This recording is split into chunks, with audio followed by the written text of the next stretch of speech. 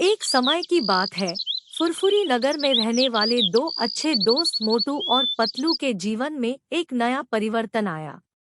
मोटू जो खाने के दीवाने थे और पतलू जो हमेशा उनकी मदद करता था, एक दिन फुरफुरी नगर के निकट एक रहस्यमय पेड़ पर जा पहुंचे।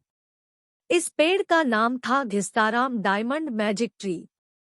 पतलू जो हमेशा सोच समझकर काम करता था, उस रहस्यमय पेड़ को देखकर कहता है, मोटू, यह कोई साधारण पेड़ नहीं लगता। हमें इसकी जांच करनी चाहिए। मोटू जिसे खाने के सिवाय कुछ नहीं सोचता था, उसने उत्साह से कहा, अरे पतलू, यह जदुई पेड़ है क्या? देखो, इसकी शाखाएं तो सोने जैसी चमक रही हैं। पतलू ने कहा, मोटू, हमें इस पेड़ का निरीक्षण करना चाहिए।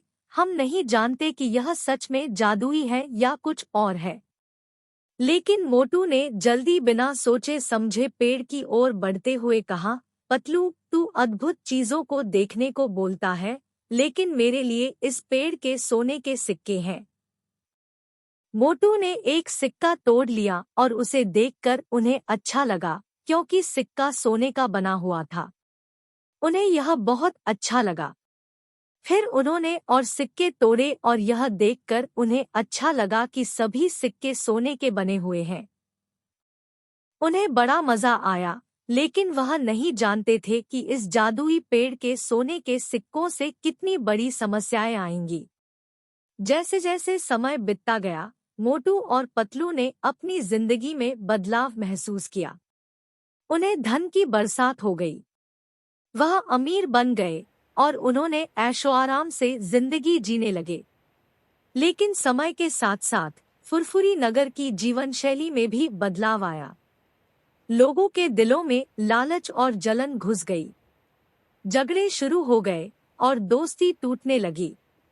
वह प्यारा सा फुरफुरी नगर जो पहले इतना खुश था, अब असहमति और अराजकता से भर गया था।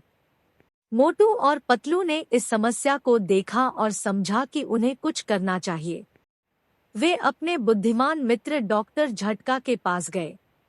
उन्होंने डॉक्टर झटका से परामर्श लिया और डॉक्टर ने कहा, मेरे दोस्तों, तुम एक महान शक्ति को पाया है, लेकिन इसके साथ ही जिम्मेदारी भी है। जादुई पेड़ ने तुम्हें धन दिया है, लेकिन वह लोगों में बुराई को भी उबाल आया है।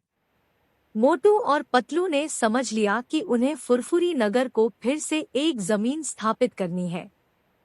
वे फुरफुरी नगर के लोगों को साथ लाने का निर्णय लिया।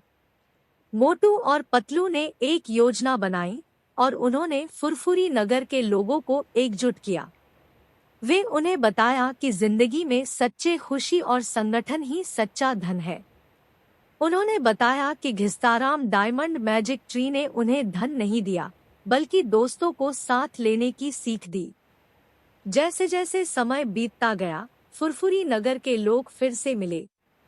मोटू और पतलू उनके दोस्तों के साथ एक नई शुरुआत की ओर बढ़े।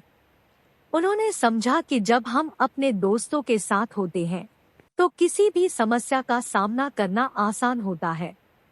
और जैसे ही वे जीवन की मुश्किलों का सामना करते गए, उनकी दोस्ती और साझेदारी और मजबूत होती गई।